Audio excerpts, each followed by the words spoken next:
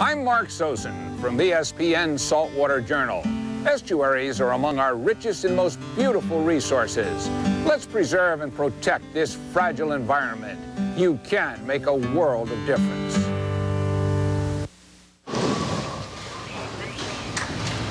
And you thought the bowling was tough. Now, how'd you like to sit back and have to watch that? They look more intense than he does. Of course, Champ is ready. You know, he bowled in 1961 for the National Bowling League. Remember that? He was only around for 1 year. I think, if I'm not mistaken, that Chuck Pisano was a star of that league. Perhaps that's why it folded so quickly. He's watching, I'm sure, laughing right now. Charles, forgive me. And Walter Ray says, well, I know you're lined up, David, but you're going to have to be if you're going to take this one from me. Well, I'll tell you what, I hate to think that Walter Ray is an underdog, but in this situation, that's the way it looks to me. I don't think he is. Husted comes out just throwing strikes. He's thrown 27 up so far tonight. That makes 28. 9 a game, nice pace. You know, it's not like his opponents are bowling nothing at him. They've shot 270, 256, and 224. What does that add up to? A bunch. You'd like that in a league bowling, wouldn't you? Sure, that'd be fun. You'd go home with a smile on your face.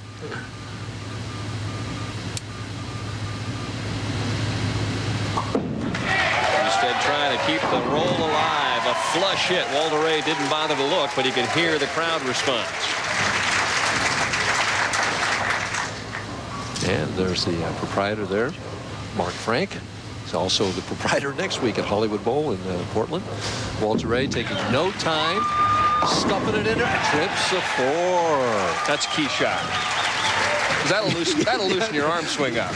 It also means he's not shut out yet. Yeah, which is probably what he's thinking right about this point in time. Boy, what a way to start the summer tour on ESPN. Just battle after battle. And Paige Pennington. Well, she looks intense, too. Yeah, she's worried. Right? And the 10 pin. Why wouldn't you be, though, with the way Husted's playing? Well, I mean, we've all seen it. You know, when he won his first major title, the U.S. Open in Houston back in the 70s, he did the same thing.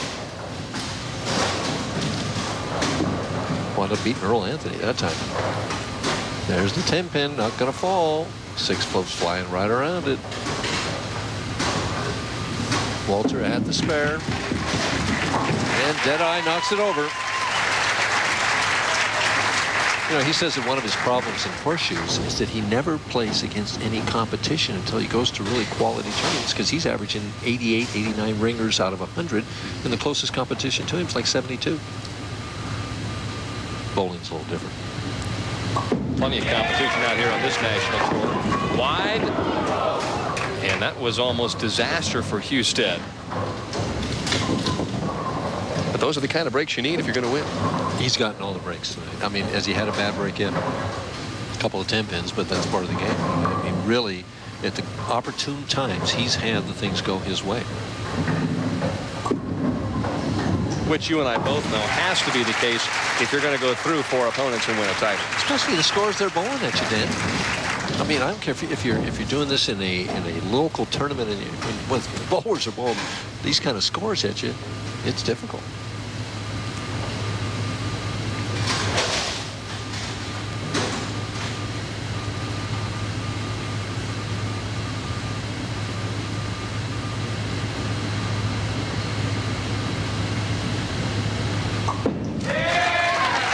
Back in there, perfect shot. Leaned in. I would say the left-hand lane's probably his favorite, although he's done nothing to strike on both of them. He has to finish on double A this time, too.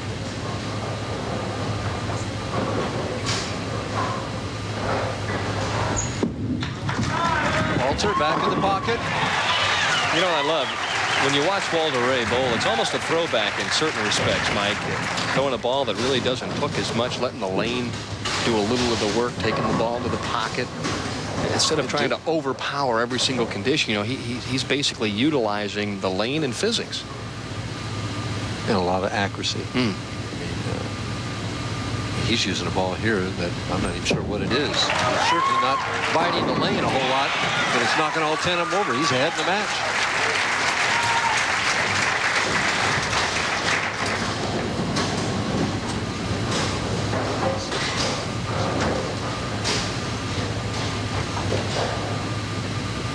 .9. He's not throwing it any harder than Houston. It's amazing. You and I both thought he'd be somewhere up around 19 miles an hour. Houston, with a little slower speed this time, wraps quality 6 around shot. the 10. That was a quality shot. Ring and 10 in the 5th frame. Monterey is answering the challenge. He knows how wired Houston is, but you still got to go out there and knock them all down. David has no trouble knocking the 10-pin down, but he is behind by 10 pins in this match. Well, we saw how he responded from behind in the last game. But that may be the first time this evening that he's gone twice in a row on the same lane and didn't strike. Well, for sure it is. So he left the 10-pin both times in the 3rd and 5th.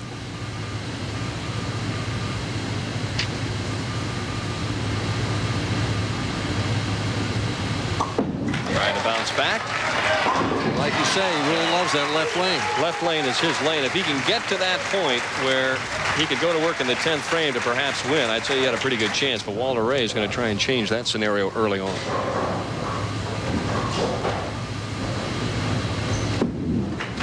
Deadeye fall back. It didn't fall back, and it leaves the 4-6-7. That's a key shot of the match right there.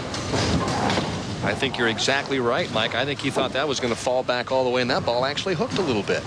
I watched both he and Dave Arnold practicing when they were playing at that outside angle. If they got it in a hair, there was a point where the ball definitely bit the lane, and Walter Ray knew that. I think that's one reason why he went to this ball that, as he says, doesn't flip at the back end, so that it would hold pocket, and it didn't hold pocket. Went from comfortably ahead now to down by 5. Husted's on a strike in the 6th, and Walter Ray has to regroup. Yeah, emotionally and mentally, that has to be devastating. You don't have any time to get yourself back together except the next frame. Back in the pocket. And the 10-pin.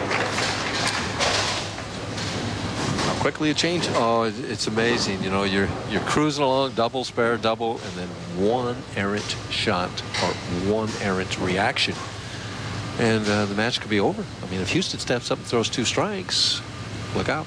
Yeah, and it's not as if you've missed and opened up against a player who's nervous or a player that hasn't ever been there before. I mean, I think you can almost see in Husted he's visualized already winning this event. I mean, he's almost already passed it at this point in time. If he wins, we'll have to ask him that. Yeah. Right now, comfortable. I mean, right now, you and I think both, and the whole crowd senses that he's going to step up here and throw 2 strikes.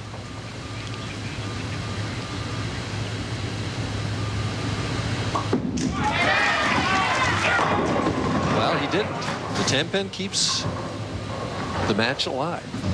The good news is he's still ahead, and he only has to bowl 1 more frame on that lane.